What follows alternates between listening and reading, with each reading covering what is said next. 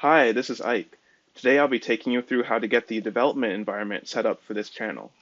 So the first thing we'll be getting is Python, and I'll include these links in the description.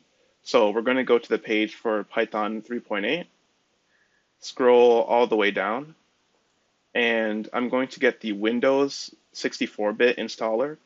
So I'll just click on that, and then click on it down here, and then just click Install Now. All right, so this should be all good. So I'm going to go ahead and click Close. And next, we'll move to getting PyCharm.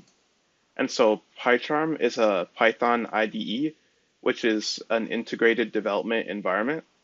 And so there's the professional version and the community version. If you have a license through your school or work for the professional version, you can go ahead and download that. But we'll actually just be using the community version. So I'm going to go ahead and click Download. All right, so it should be done downloading now. I'll give this a click and click Next and just install it at the default location.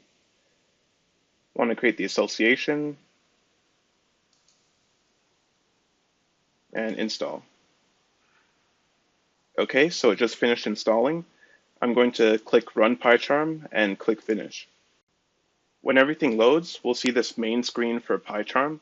We can create a new project, open an existing one, or get something from Git or Mercurial or any other version control system. We are actually going to go ahead and just create a new project. At the top, we'll see the location. All this is the folder where we will be storing our code. So I'm going to delete that and just type in hello world. And then next it'll ask us about a virtual environment. This is basically a local installation of Python, so we don't have to mix dependencies between projects. We'll definitely be using these in later videos on this channel, but you don't need to really know too much about it right now. We'll leave everything as default here. And we will not be creating a main.py by default, since we'll be doing that by ourselves.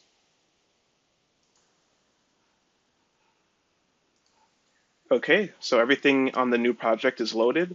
Up here to the left, we see the project view. The project name is here along with the location, and we can actually expand this folder to see what is currently inside the directory.